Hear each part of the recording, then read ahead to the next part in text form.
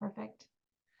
One of the questions that we see is around, have there been formal structures or formal efforts in your families to support this generational transition? So some families put in place family councils, some families have formal mentoring, or has there been anything that your families have done that's more on that structural or formal side that has been helpful?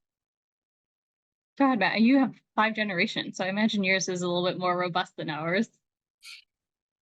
Uh, well, we have 5 generations. It doesn't mean we've gotten it right for 5 generations, but That's true.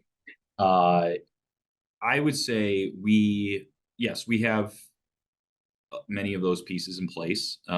Like many things in business, having it in place and then having it completely executing 100% to a T are two different stories. Within the business, we've had, I'd say, multiple attempts and kind of successful periods of what we've called our family mentorship team. When I first joined, uh, it was actually non-family members that were leading and it was really meant to help family members put together career pathing, understand and get great feedback from the managers that are managing them. And again, that's at times gone in and out of effectiveness over the last 13 years. It just kind of got a reboot recently, and that was really helpful and fruitful. From a board perspective, so we have a single board. I saw a couple questions about board structure and all that. So we have a single board, does consist of some shareholders as well as outside advisory board members. And then we have multiple committees, and the committees are really helpful in managing those pieces as well. So we have a family committee that is really focused on helping to educate the business about the family needs and the family about the business needs. And also just create cohesion, create opportunities for people to interact and get to know each other on a different level. And then we have a couple other committees as well, just like many other businesses. But yeah, the structure is important, and those places, those, I guess, entities are really helpful. But at the end of the day, they're only going to run as well as the individuals who participate in them and how committed they are to that process. And so, whether you have them or not, the family members that are in the family business having the discipline and appreciation to consider all the things that Jamie mentioned and all the different, hats and complex situations you might find yourself in. To me, that's probably the most important piece, taking that seriously and having the empathy to understand someone else's viewpoint, whether they're a family member or an employee or a bank or customer or whomever. Yeah. Our family business, we have like a corporate governance board that the owners of the business are. And at this point, it's just the first generation who are owners of the business. And then we have a family meeting that we have, which are family members who are in the business.